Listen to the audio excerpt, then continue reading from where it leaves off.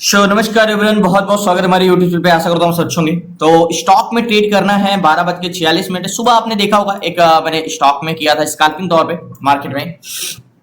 उसके बाद स्टॉक में एक ट्रेड करना है। स्टॉक में ट्रेड करने के लिए सबसे बड़ी चीज होती है कि मार्केट में स्टॉक सिलेक्शन। सबसे बड़ा क्वेश्चन ही मार्क ये है कि स्टॉक सिलेक्शन कैसे करें।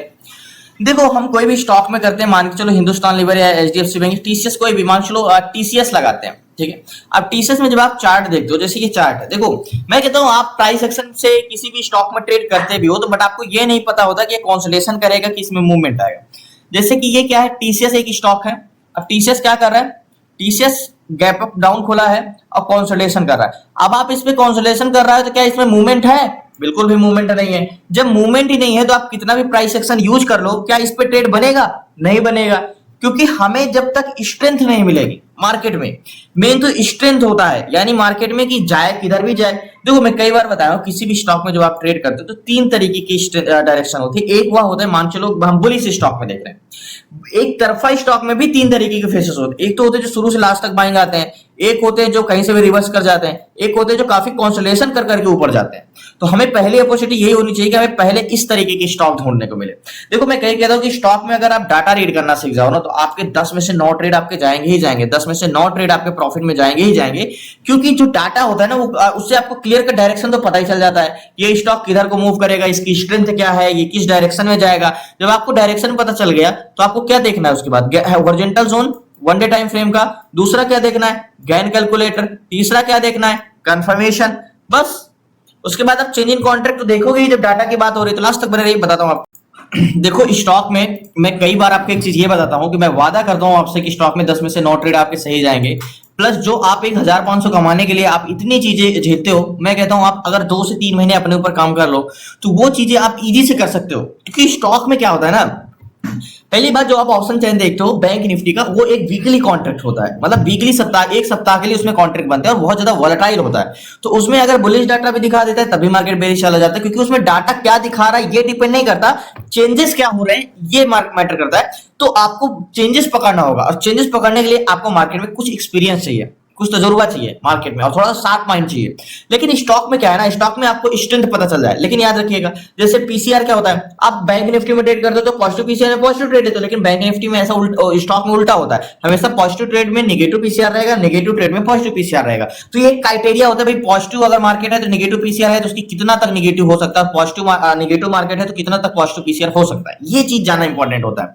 Direction in the money contract की, देखो बहुत सारे स्टॉक रहते हैं, हम स्टॉक ऑप्शन चेन किसी भी स्टॉक का उठा के देख लो, यहाँ पे पीएफसी है, पीएनबी है, पॉलीकैप है, पॉलीकैप को उठाते हैं तो पॉलीकैप में क्या बनेगा, पॉलीकैप में बहुत बहुत बहुत अच्छी स्ट्रेंथ है, ठीक है। लेकिन पॉलीकैप में तो स्ट्रेंथ तो अच्छी है, लेकिन एक बार यहाँ पे देख लो पॉलीकैप में स्ट्रेंथ है, क्या हमें ट्रेड करना चाहिए? आपने क्लासेस में पढ़ा है। क्योंकि इसका देखो, अच्छा अभी बोलोगे स्ट्रेंथ अच्छी है लेकिन इसका पीसीआर अगर आप निकालोगे तो एग्जैक्टली मैं आपको पीसीआर निकाल के दिखाता हूँ, इसको मैं रिलोड करता हूँ। आपको देखना क्या होता है, जैसे 6310 6310 6310 डिवाइड बाई किससे, 11665, ठीक है।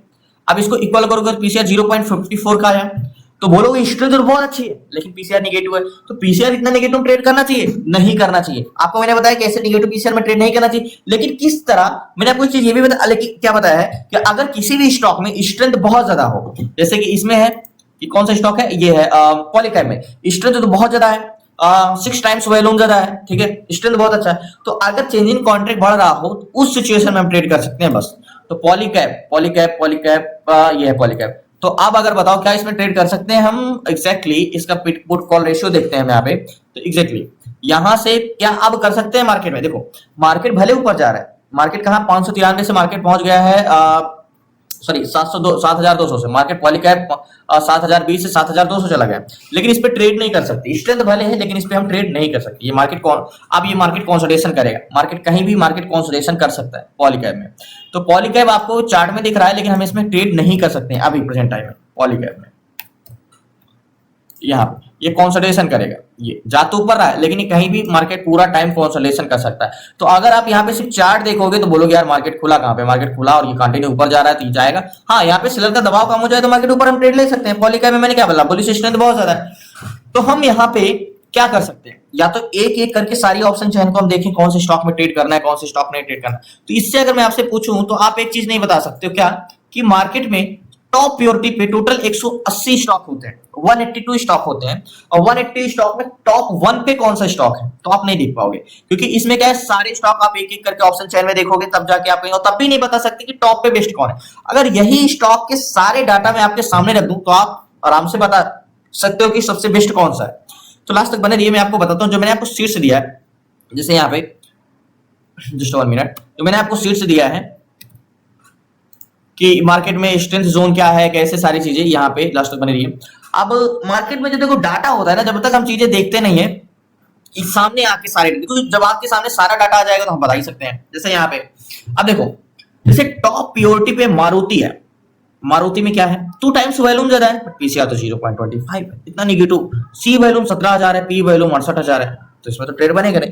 तो हम इस पे 2 ट्रेड ढूंढते हैं। देखो ये क्या बताता है, ये स्ट्रेंथ बताता है, वॉल्यूम सीपीआर, सीपीआर हमारा मार्केट की स्ट्रेंथ बताता है। जैसे ये क्या है 5 टाइम्स सबसे ज्यादा किसमें स्ट्रेंथ है, स्ट्रेंथ 7 टाइम्स ज्यादा है, लेकिन इसका पीसीआर क्या 0.40 है, एमजीएल में 0.40 है, 17,000 एंड 2,000। तो एमजीएल का एक बार ऑप्शन चेन देख लो कि वॉल्यूम तो बहुत ज्यादा है, लेकिन क्या ट्रेड करने लायक है हमारा एमजीएल क्या बेरिश एक्सटेंशन है, तो बेरिश एक्सटेंशन है नहीं। आप बुलिश ट्रेड में कॉल साइड का वॉल्यूम ज्यादा है, बहुत ज्यादा, लेकिन इसमें बुलिश ट्रेड ले सकते हैं, बिल्कुल नहीं ले सकते, क्योंकि कॉन्ट्रैक्ट ही ग्रीन नहीं है तो हम ट्रेड कैसे लेंगे इस पे। तो लास्ट तक बने रहिए, इस पे 1-2 स्टॉक ढूंढते हैं। प्लीज आपसे रिक्वेस्ट है चैनल को सब्सक्राइब कर लीजिएगा, लास्ट तक जरूर बने रहिए, मेरा वादा है कुछ ना कुछ जरूर।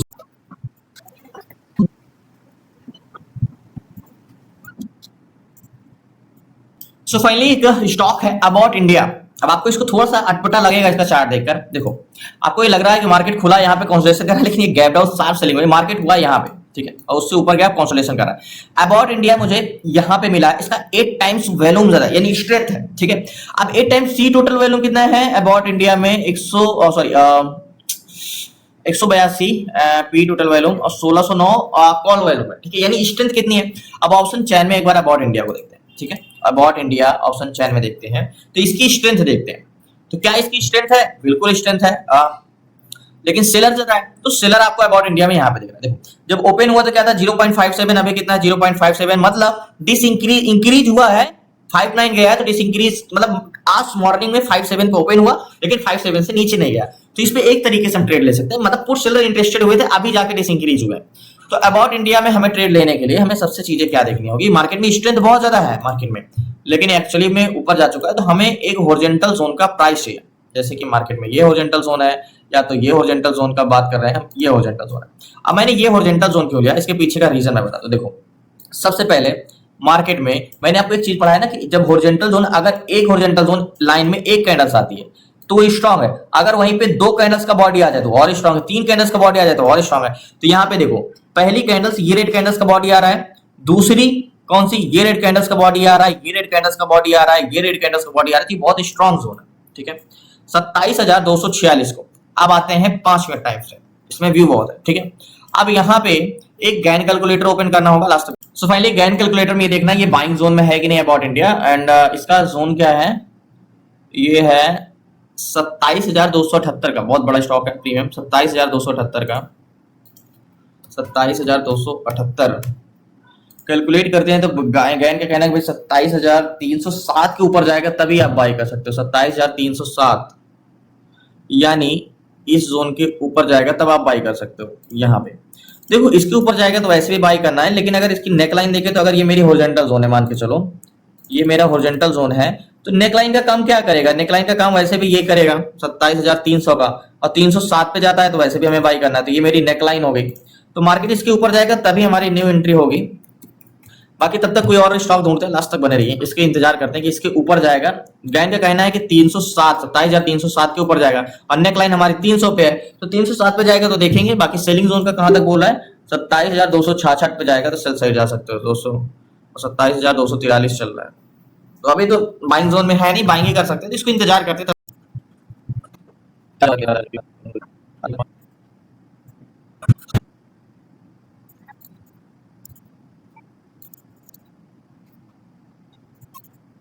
सो फाइनली एक स्टॉक और मिला है, वो है Jubbal food, and Jubbal food में यहाँ पे इसकी जो स्ट्रेंथ है ये ग्रीन में, पीसीआर ग्रीन में है। देखो जो रेड, ये जो लाइन है रेड है, अगर वो वाइन जोन में नहीं रहेगा तो वैसे भी वो रेड में आपको दर्शाएगा, और ये जो ग्रीन है इसका मतलब ये आपने क्राइटेरिया में जुबल फूड है बाइंग में, ठीक है।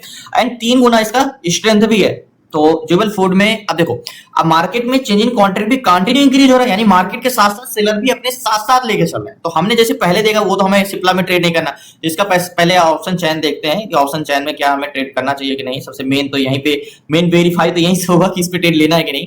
तो जुबल फूड में भी तो कॉन्ट्रैक्ट कोई खास ग्रीन नहीं है, बट इन द मनी है 7,000, 2,400, 5,000, 7,000। एक बार जुबल फूड को मैं यहाँ पे लगाता हूँ, स्ट्रेंथ है, इसको तो हम वेट कर रहे हैं। जुबल फूड में क्या व्यू बन सकता है, प्लस मैंने इसको मैं मार्केट में जी देखो, जितना ज्यादा कॉन्ट्रैक्ट ग्रीन रहता है ना उतना बेस्ट रहता है। वैसे इसमें मार्केट नीचे आया फिर ऊपर गया, इसको सबसे पहले वन डे टाइम फ्रेम में लगाते हैं। वन डे टाइम फ्रेम में लगाने के बाद इसमें एक हॉरिजॉन्टल जोन खींचेंगे। अब horizontal zone one day time frame की कौन सी होगी, ये वाली होगी, प्रीवियस कैंडल्स का बॉडी, ये वाली कैंडल्स का बॉडी होगा। अब इस कैंडल्स को बॉडी को ब्रेक करने के बाद हम ट्रेड लेंगे, क्योंकि स्ट्रेंथ तो अच्छी है। 5 मिनट टाइम फ्रेम में आएंगे, तो 5 मिनट टाइम फ्रेम में इसका हॉरिजॉन्टल जोन का प्राइस क्या है, सबसे पहले इसको मैं हाईलाइट कर लूं, ये आपका हॉरिजॉन्टल जोन का प्राइस होगा ये। अब इसको ट्रेड लेने के लिए हमें गैन कैलकुलेटर में हॉरिजॉन्टल जोन का प्राइस डालना होगा 543। तो कैलकुलेट करेंगे तो गैन का कहना है भैया ऐसा 546 के बाद जाएगा तो इस पे बाई कर सकते हो। तो 546 तक गया है, 546 तो गया ही नहीं, 545 चल रहा है। तो मींस नेकलाइन के ऊपर जाएगा तभी। तो नेकलाइन का काम क्या करेगा हमारा, ये नेकलाइन का काम करेगा, इसके ऊपर एक कैंडल्स क्लोज देगी तभी हम बाई कर सकते हैं। ये मेरी नेकलाइन का काम करेगा और इसके ऊपर कैंडल्स क्लोज चाहिए तभी हम, विदाउट एक तरफा ट्रेड नहीं है, विदाउट कंफर्मेशन ट्रेड नहीं कर सकते तब तक कोई।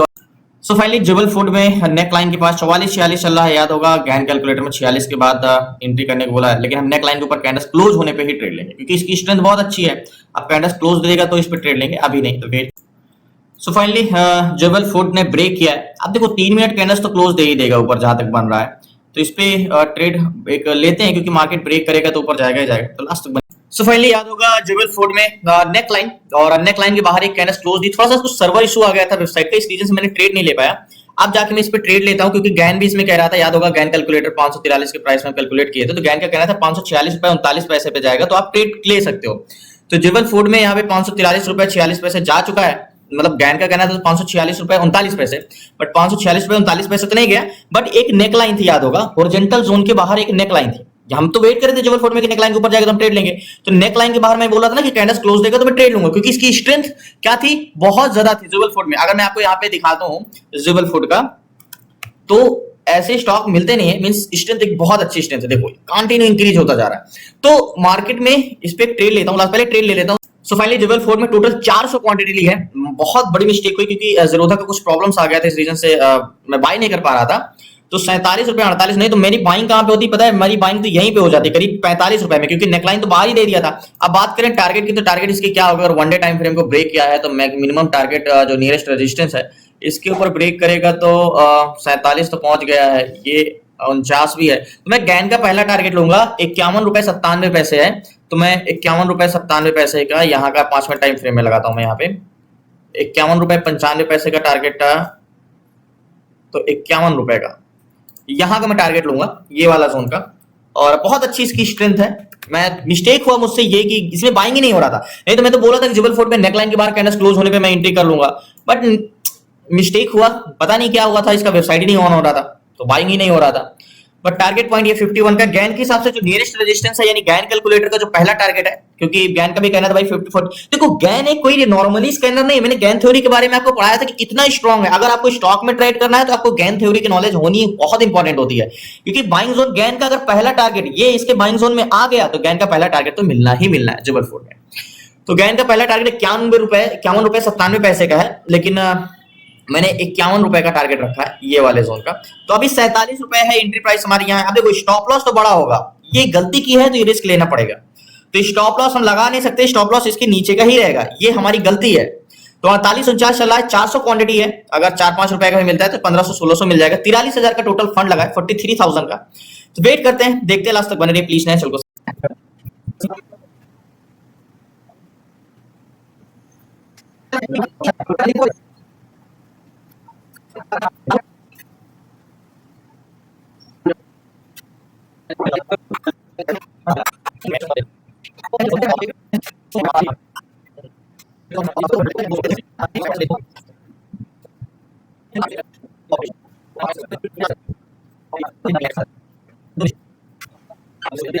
सो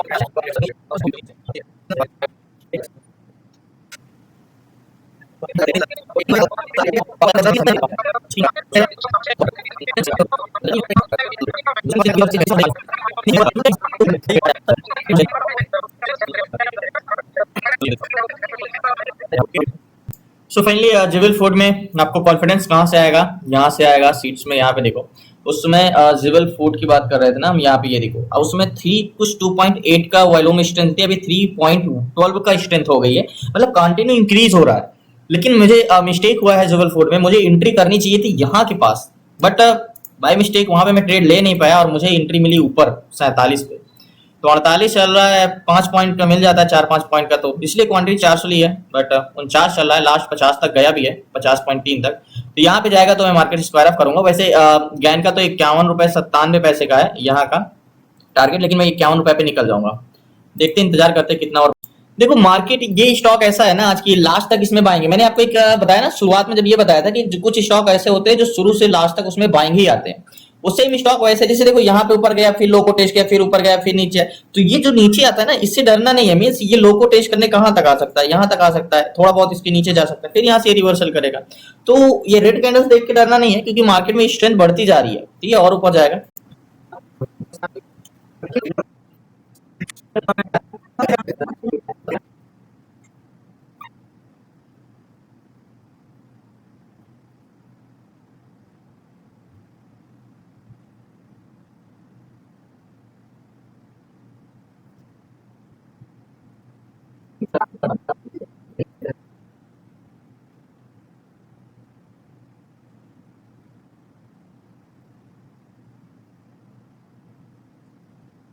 सो फाइनली थोड़ा सा टारगेट बचा है, 50.55 लास्ट बनरी मार्केट से मैं।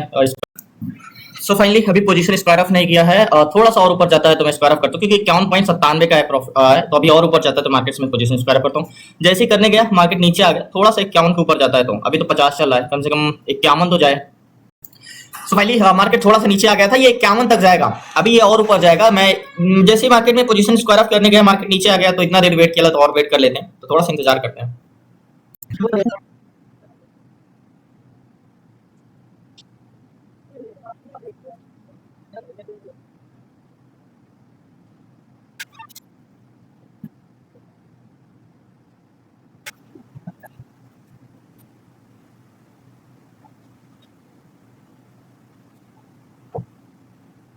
अभी इसीलिए नहीं एग्जिट कर रहा हूँ, अभी ये और ऊपर जाएगा, थोड़ा सा और ऊपर जाता है, कम से कम 51 रुपए 62-63 पैसे, तभी एग्जिट करूंगा।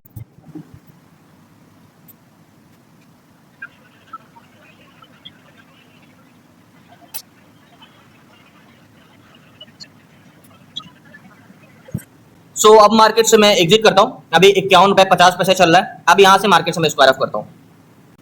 सो फाइनली मार्केट से मैंने अभी एग्जिट किया, अभी तो 95 चल रहा है, लेकिन मैंने 85 पे एग्जिट किया।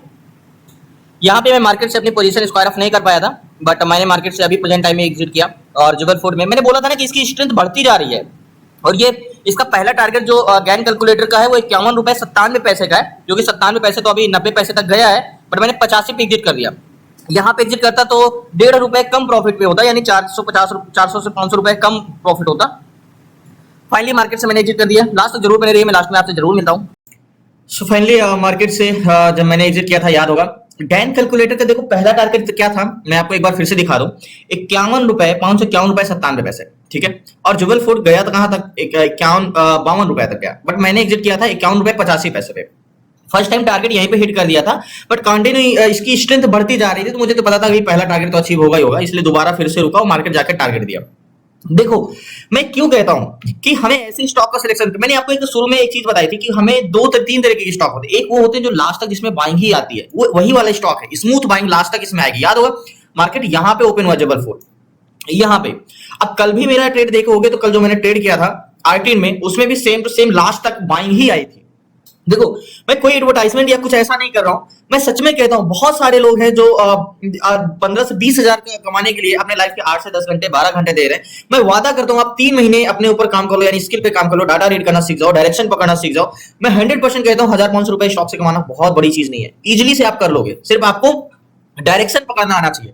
मीन्स देखो एक प्राइस एक्शन आपका एक वे है, सिर्फ रास्ता है कि आपको कैसे चलना है, लेकिन किधर चलना है वो आपका डाटा ही डिसाइड करता है, डायरेक्शन ही डिसाइड करता है। देखो ये सीट्स कोई आपसी में कोई वो नहीं है, ये डाटा ही हमें दिखाती है। देखो अब ऑप्शन चेन एक एक करके देखेंगे तो शायद मैं जबलपुर पे पहुंच ही नहीं पाता। अब यहाँ पे मैंने जबलपुर को जो मैंने ऑप्शन चेन पे यहाँ पे सीट्स पे देखा तो मुझे जबलपुर दिख गया। तो जबलपुर में देखा कि स्ट्रेंथ भी अच्छी है, चेंज इन कॉन्ट्रैक्ट भी अच्छा बन रहा है और यहाँ पे कंटिन्यू पीसीआर इनकी इंक्रीज भी हो रहा है। तो सबसे टॉप प्रायोरिटी भी मुझे यही लगा, इसलिए मैंने लिया। कल भी मैंने टॉप के स्टॉक लिए थे। तो ये स्टॉक फाइंड कर पाना, देखो अब स्ट्रेंथ मेन होती है मार्केट की स्ट्रेंथ। अच्छा आप डिसाइड तो करो, मान के चलो आपने प्राइस एक्शन लगाया, कुछ भी लगाया, अगर मान के चलो आपने एक सपोर्ट पे आया, किसी स्टॉक को आप बाई कर रहे हो, बट बाई कर रहे हो तो वो स्टॉक ऊपर जाएगा तो कितना जा सकता है, मतलब एक बड़ी स्ट्रेंथ है या रिवर्सल तो नहीं कर सकता या कंसोलिडेशन तो नहीं करेगा, ये सब कैसे पता करोगे जब तक आप डाटा नहीं रीड करना आएगा, आपको कैसे पता होगा। जैसे मुझे तो पता था यार इसकी स्ट्रेंथ बहुत बड़ी है, मैं यहाँ पे मार्केट में क्यों नहीं अपनी पोजीशन स्क्वायर अप किया। अगर मुझे 1% भी डाउट होता कि यार यहाँ से रिवर्स भी कर सकता है तो मैं जाहिर सी बात है जो मिल रहा होता मैं यहाँ पे निकल जाता लेके, लेकिन मुझे पता है ना कि ये लास्ट तक इसमें बाइंग आएगा, इसलिए नीचे आके फिर से ऊपर गया। इसको रोकने वाले भी नहीं है और इसमें कंटिन्यू पैसेंजर भी ऐड हो रहे हैं। तो इसीलिए मैं बार बार कहता हूं आपको कि आप जो अपने लाइफ के 12 घंटे वेस्ट करो एक छोटे अमाउंट के लिए, आप 2 घंटे 1 घंटे वर्क करके कर सकते हो। बस आपको चीजें स्किल होनी चाहिए, यानी आपके पास डाटा रीड करने का समझ होनी चाहिए। देखो ऑप्शन इंडेक्स का ऑप्शन चेन यानी bank Nifty, Nifty, fin Nifty, इसका ऑप्शन चेन और स्टॉक का ऑप्शन चेन में बहुत डिफरेंस होता है, क्योंकि इंडेक्स का वीकली कॉन्ट्रैक्ट एक्सपायरी होता है और इसमें सारे मंथली पे होते हैं। इंडेक्स में बहुत ज्यादा वोलेटाइल होता है तो उसमें डाटा बहुत ज्यादा चेंजेस होते हैं, मतलब बुल टू बुली से तो बेरिश भी हो सकता है, तो उसमें डाटा दिखा क्या रहा है इससे ज्यादा इंपॉर्टेंस चेंजेस क्या हो रहे हैं ये मैटर करता है इंडेक्स में। लेकिन स्टॉक में ऐसा नहीं होता, स्टॉक में बुल टू बुली से तो वो बुली से रहता है, बेर टू बेरी से तो बेरी से रहता है, इसलिए हमें आसानी होती है, टैप नहीं होते हैं किसी भी स्टॉक में डाटा, तो वो ट्रेड करना बहुत हमारे लिए आसान हो जाता है। इसीलिए मैं कहता हूं कि 10 में से आपके 9 ट्रेड प्रॉफिट में जाएंगे, मेरा वादा है आपसे, आप बस थोड़ा सा प्रैक्टिस कर लो, यानी डाटा रीड करना सीख लो। बहुत बहुत धन्यवाद आप लोगों का। अगर आपको क्लास में जुड़ना है, सीखना है स्टॉक इंट्राडे कैसे करना, स्टॉक एसआईपी कैसे करना, स्टॉक स्विंग ट्रेड कैसे करना, फंडामेंटल एंड आईपीओ और ETF SIP, ETF swing, option selling, option buying, A to Z सारी चीजें टोटल 6 मंथ की क्लासेस में, तो डिस्क्रिप्शन में नंबर है 6386191243 पे आप मैसेज करके व्हाट्सएप क्लासेस में जुड़ सकते हैं। बाकी मंडे को मिलते हैं, कल तो सैटरडे है, मार्केट क्लोज है, सीधा मंडे को मिलते हैं। मैं इसीलिए स्टॉक में ट्रेड करता हूँ, एक्चुअली समय नहीं रहता जिस दिन मैं नहीं कर पाता हूँ, बट स्टॉक में मैं इसीलिए करता हूँ कि आपको पहचानने में आसानी हो कि हाँ 10 में से हम 9 ट्रेड, 100 में से 90 ट्रेड आपके सही जाएंगे। आपको बेटर ऑप्शन हो जाता है जब आपकी एक्यूरेसी बढ़ जाती है, तो आप ऑप्शन स्टॉक ऑप्शन भी कर सकते हो, बट पहले एक्यूरेसी तो है। तो बहुत बहुत धन्यवाद आप लोगों को, मिलते हैं न्यू ट्रेड न्यू सेशन। आप क्लास तक बने रहने के लिए आपका दिल से शुक्रिया, जय हिंद, धन्यवाद। आप प्लीज आपसे एक रिक्वेस्ट जरूर है, नए हैं जरूर चैनल को सब्सक्राइब कर लीजिएगा। बाकी कल मंडे को मिलते हैं न्यू ट्रेड न्यू सेशन। बाकी क्लास में जुड़ना है तो डिस्क्रिप्शन में नंबर है, आप उसे व्हाट्सएप करके जुड़ सकते हैं। शुक्रिया आपका। सो फाइनली जो स्टॉक में ट्रेड लिया था, मैंने बोला था इसकी स्ट्रेंथ बहुत ज्यादा, याद होगा हमने तो 51 पे यहाँ पे जो एंट्री मेरी यहाँ पे होनी थी वो एंट्री यहाँ पे हुई थी, लेकिन अभी देखो कहाँ पे 56 तक लास्ट हाई इसका है, 56.52, मतलब 556 रुपए 52 पैसे तक ये गया है। हम तो 51 रुपए पे कुछ निकल गए थे, बट इसीलिए मुझे कॉन्फिडेंस आ रहा था कि कंटिन्यू इसमें वॉल्यूम इंक्रीज हो रहा था, कंटिन्यू। लास्ट टाइम 2:58 अभी 3 बजे थे, लेकिन आखिरी तक इसमें बाइंग आ रही है। तो यही होता है स्टॉक सही पिक करने का नतीजा, कि आपके स्ट्रेंथ जोन जो रहता है ना वो बहुत स्ट्रांग रहता है और वो आपके फेवर में ही लास्ट तक मार्केट रहता है, लास्ट तक इसमें बाइंग आ रही है।